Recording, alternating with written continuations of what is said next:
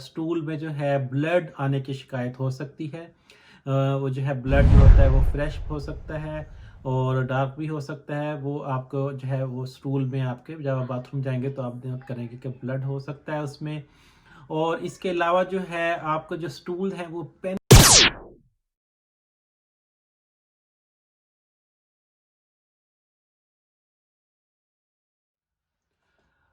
अस्सलाम वालेकुम व्यूअर, कैसे हैं आप लोग? उम्मीद करता हूँ आप सब लोग बिल्कुल खैरियत से होंगे।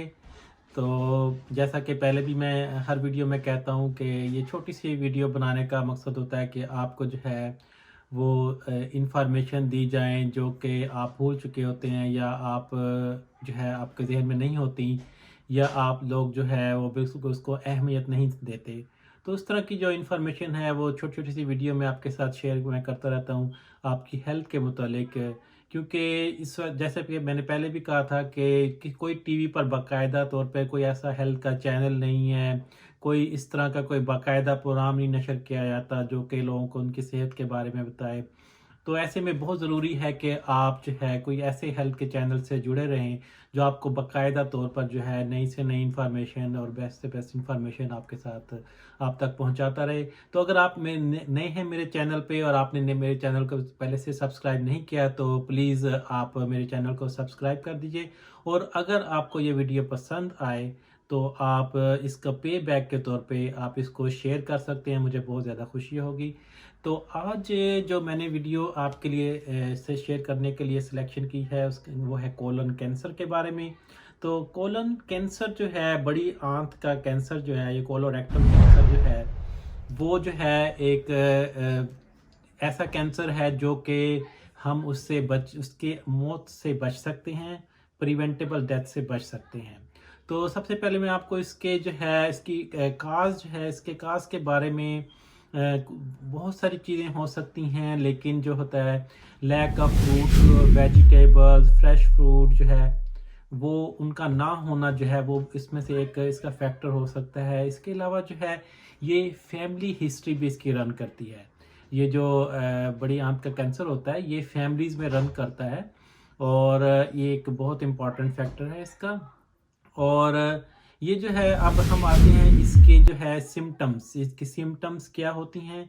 सिम्टम्स जो होती हैं इसकी उनमें जो होता है सबसे पहले जो हो सकता है कि आपका वेट लॉस होना शुरू हो जाएगा और आपको थकावट महसूस होगी। वेट लॉस आप अनइंटेंशनल वेट लॉस होता है, हम कहते हैं गैर इरादी तौर पे जो होता है वेट लॉस हो रहा होता है इंसान का।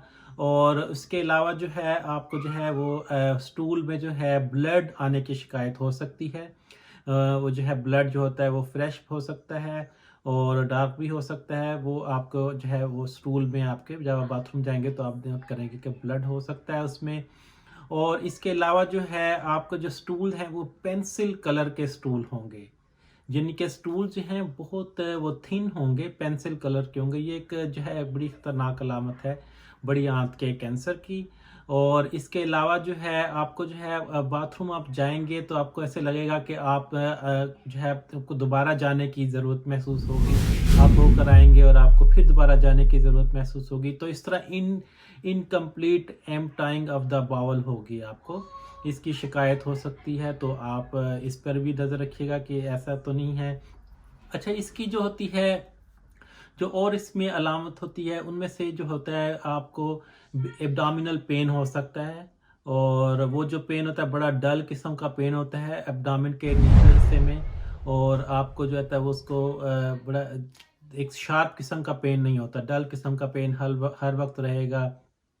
तो ये तो हो गई इसकी अलामात कोलन कैंसर की या कोलोरेक्टल कैंसर की। और अब जो है हम देखते हैं कि जो है ये ज़रूरी नहीं कि अलामात ये हों, इसके अलावा भी अलामात कुछ हो सकती हैं। एनीमिया हो सकता है और इसके अलावा जो है इंसान को जो है वो एक थकावट सी महसूस होती है। और जो है तो इसके अलावा जो होता है आप एक आपका किसी चीज़ में दिल नहीं लगेगा। और ये जो कोलन का कैंसर होता है ये बहुत ही जो है वो देर से इसका पता चलता है और बाय द टाइम जो इसका पता चलता है तो सम टाइम बहुत लेट हो चुका था, क्योंकि कोलन जो है वो काफ़ी एक खुली आँख बड़ी होती है जगह।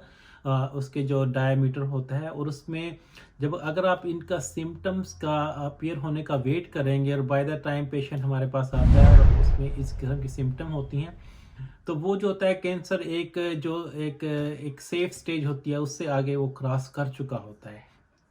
तो ये सिम्टम्स का आपने वेट नहीं करना, लेकिन आप फिर कैसे इसको डायग्नोज कर सकते हैं? इसको डायग्नोज करने का हम एक ही तरीका आप जो है बहुत इफ़ेक्टिव है, और वो बहुत जो है वो कम कारआमद है, और वो है कोलोनोस्कोपी।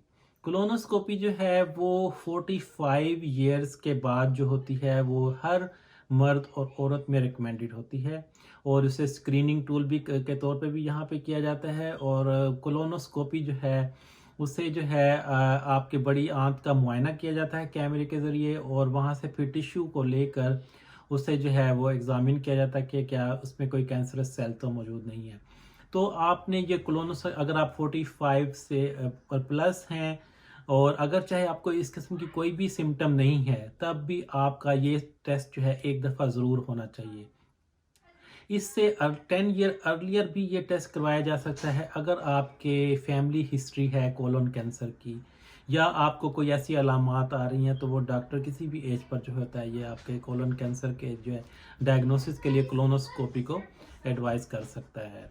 तो ये जो है एक बिल्कुल इस प्रिवेंटेबल डेथ है। इस कैंसर से इससे बचा जा सकता है अगर हम बाकायदगी से जो है इसकी स्क्रीनिंग अपने डॉक्टर से करवाते रहें।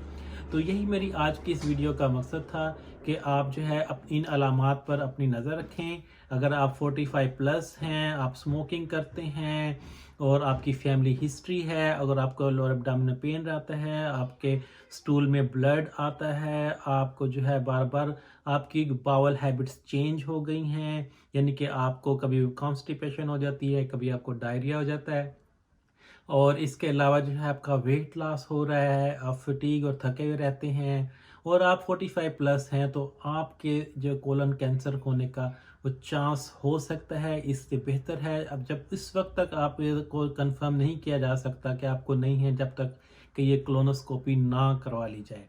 तो काइंडली आप अपने डॉक्टर से ज़रूर रब्ता कीजिएगा, और अगर आपको ये वीडियो अच्छी लगे तो प्लीज़ बैक के तौर पे इसको शेयर कीजिएगा। तब तक के लिए मुझे इजाज़त दीजिए। अल्लाह हाफ़िज़।